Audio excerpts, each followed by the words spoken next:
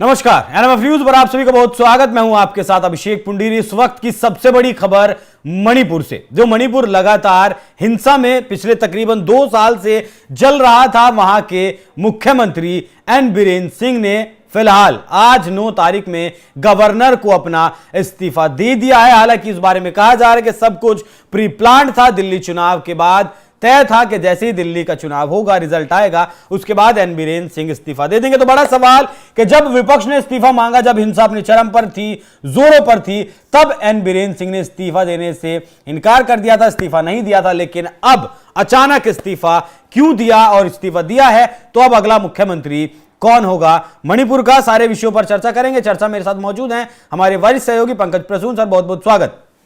कैसे लिखी गई इस इस्तीफे की पटकथा? इस्तीफे की पटकथा तो लोकसभा चुनाव के बाद ही लिखी गई थी, जब प्रधानमंत्री नरेंद्र मोदी ने कहा था कि ये जो उनका कार्यकाल होगा वो अर्बन नक्सलियों के खिलाफ निर्णायक जंग का कार्यकाल होगा। जून में लोकसभा चुनाव हुए थे और उसके बाद एक एक करके स्थिति देखी जा रही थी कि क्या होता है। और केंद्र सरकार के बिल्कुल जो इशारे पर ही एन बीरेन सिंह ने इस्तीफा दिया है। इससे पहले अमित शाह से मुलाकात हुई है इनकी और दोनों के बीच लंबी चर्चा हुई है। जो तात्कालिक कारण जो बताया जा रहा है कि क्यों इस्तीफा दिया, जो कि सार्वजनिक किया जा रहा है, वो ये है कि फरवरी 4 को सुप्रीम कोर्ट ने एक ऑडियो टेप वहां लीक हुआ था और उस ऑडियो टेप की एफएसएल जांच की मंजूरी दी है। सुप्रीम कोर्ट ने कहा है कि इसकी जांच की जाए, ऐसा आदेश दिया है। उस ऑडियो टेप में ये एन बीरेन सिंह जो हैं, मणिपुर के जो मुख्यमंत्री हैं, वो कहते सुने गए कि कैसे जो वहां मैतेई और कुकी समुदाय के बीच जो हिंसा फैली है, और उसमें वो दावा कर रहे थे अगर हमने मैतेई समुदाय का साथ नहीं दिया होता तो कुकी लोग इन्हें बहुत मारते वगैरह, हमने मदद की है मैतेई समुदाय की। इस तरह की बातें वो कर रहे हैं उस ऑडियो क्लिप में। अब एन बीरेन सिंह का तो कहना था कि ये ऑडियो क्लिप है वो फर्जी है, तो सुप्रीम कोर्ट ने सीएफएसएल की जांच के लिए भेज दिया है।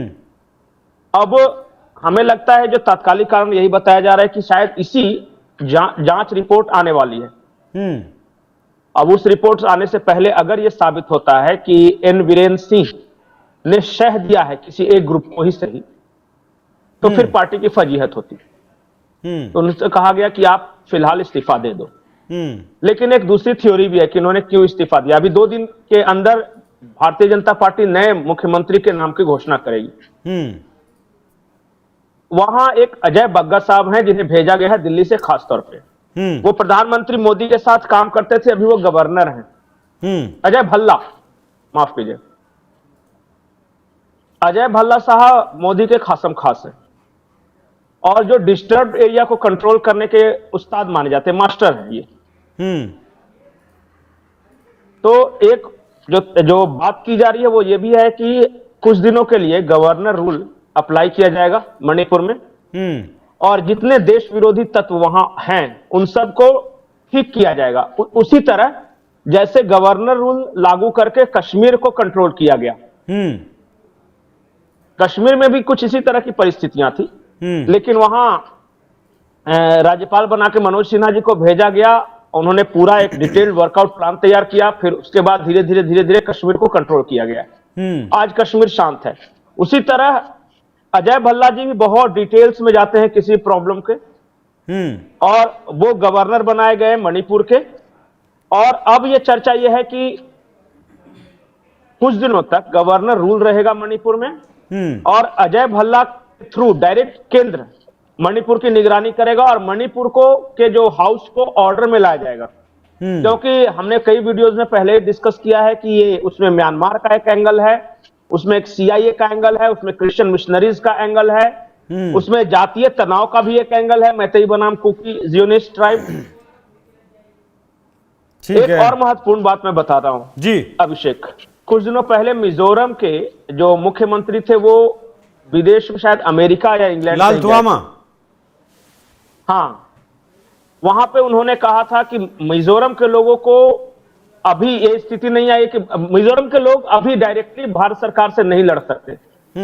मिजोरम की सरकार भारत सरकार से भी नहीं लड़ सकती, इसके लिए मदद की जरूरत पड़ेगी।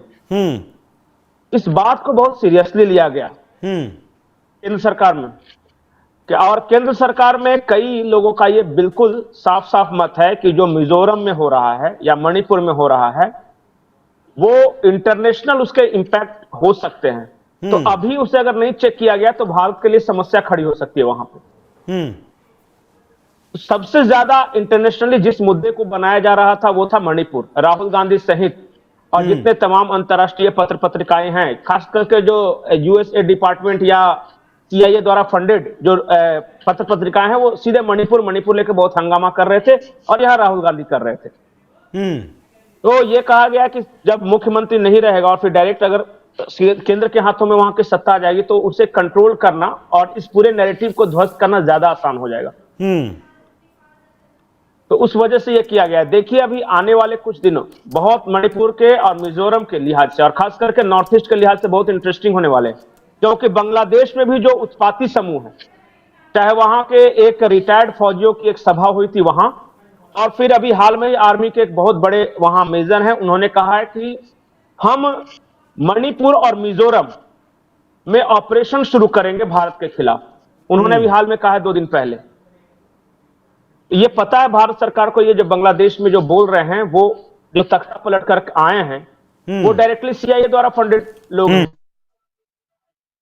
तो एक जो बार बार हम एक बात कहते रहते हैं कि वहां एक स्यूडो क्रिश्चियन स्टेट बनाने की योजना है मणिपुर, मिजोरम और म्यांमार के कुछ इलाकों को मिलाकर, वो ऑपरेशन को ध्वस्त करने के लिए जरूरी है कि केंद्र सरकार सीधे दखल दे मणिपुर में। तो जो अब इस सारे चीजों को जोड़िए, 4 जून को शपथ लेने के बाद प्रधानमंत्री मोदी का यह कहना कि अर्बन नक्सलियों के खिलाफ निर्णायक जंग होगा, उसके बाद सीआईए, विदेश, यूएसएआईडी डिपार्टमेंट द्वारा फंडेड लोग, बांग्लादेश का एंगल, और फिर ये म्यांमार में गृह युद्ध के जिस तरह से बढ़ते जा रहे 70% भूभाग पर विद्रोहियों ने कब्जा जमा लिया है वहां पे। इन सारों को मिलाकर ये जरूरी था कि केंद्र की डायरेक्ट दखल हो मणिपुर, मिजोरम में, तभी वहां स्थायी शांति की उम्मीद की जा सकती है। इन सबको देखते हुए देखिए आगे क्या होता है। और जहां तक मैं जानता हूं अजय भल्ला साहब शायद आर्मी बैकग्राउंड के हैं और वो इस तरह के इंसर्जेंसी वॉरफेयर के मास्टर हैं। मुझे एक बार चेक करना होगा। ठीक है, तो कुल आबादी मणिपुर की 38 लाख है, 53% मतई हैं और 40% आपको नागा या कुकी जो है उसकी बात है। जो लाल तुआमा की बात की पंकज जी ने, अमेरिका में उनका यह भी बयान था कि म्यांमार, बांग्लादेश और मिजोरम में जो ये जू जाति के लोग रहते हैं वो उनकी सीमाएं बांट दी गई, हालांकि वो हैं एक ही लोग, तो उसका भी बहुत बड़ा इशारा उस वक्त देखने को मिला था। लेकिन आज सुबह ही केंद्रीय गृह मंत्री अमित शाह से मुलाकात और उसके बाद इस्तीफा, 2027 में चुनाव होना है, तो क्या कुछ बड़ा प्लान मणिपुर में फिलहाल केंद्र कर रहा है? जी अजय कुमार भल्ला साहब आईएएस थे असम मेघालय कैडर के, और असम और मेघालय के शांति स्थापित करने में इनकी अहम भूमिका रही थी। पंजाब के रहने वाले हैं और होम सेक्रेटरी, यानी वो होम सेक्रेटरी अभी हैं, थे इससे पहले, रिटायर होने से पहले मोदी सरकार के अंडर। तो पूरा इंटरनल लॉ एंड ऑर्डर को मेंटेन करने की जिम्मेदारी इनकी थी, और ऐसे आदमी को गवर्नर बना के भेजा गया है। और प्रधानमंत्री मोदी के बहुत करीबी हैं, अमित शाह के बहुत करीबी हैं, इनके बारे में जो जानकारी आ रही वो ये। ठीक है, तो लगभग 600 दिन से ज्यादा हो चुके हैं, 2 साल होने को आए हैं। मणिपुर की हिंसा शांत नहीं हो रही है, 200 लोगों की मौत हो चुकी है, हजारों लोग अपना घर परिवार छोड़ चुके हैं। तो इसके पहले अभी 2-3 दिन पहले एन बीरेन सिंह ने लोगों से माफी भी मांगी थी कि मैं शांति व्यवस्था कायम नहीं कर पाया, लोगों को घर छोड़ना पड़ा, लोगों की मौत हुई, प्रियजनों को खोना पड़ा, तो मैं उसके लिए माफी मांगता हूं। शायद उन्हें पहले इस बात का अंदाजा था कि ये 8 तारीख के बाद उन्हें इस्तीफा देना पड़ेगा। आज गृह मंत्री अमित शाह से मुलाकात और इस्तीफा। अब देखना होगा कि अगला मुख्यमंत्री मणिपुर का कौन बनता है और किस तरीके से हालात, जिस तरीके से जम्मू कश्मीर का भी उदाहरण पंकज जी ने दिया, तो क्या इसी तरीके से एक पूरा मैनेजमेंट करके मणिपुर को शांत करने की कोशिश अब की जाएगी। पंकज जी बहुत बहुत धन्यवाद। तो दर्शकों चर्चा कैसी लगी कमेंट कर जरूर बताइएगा। नमस्कार।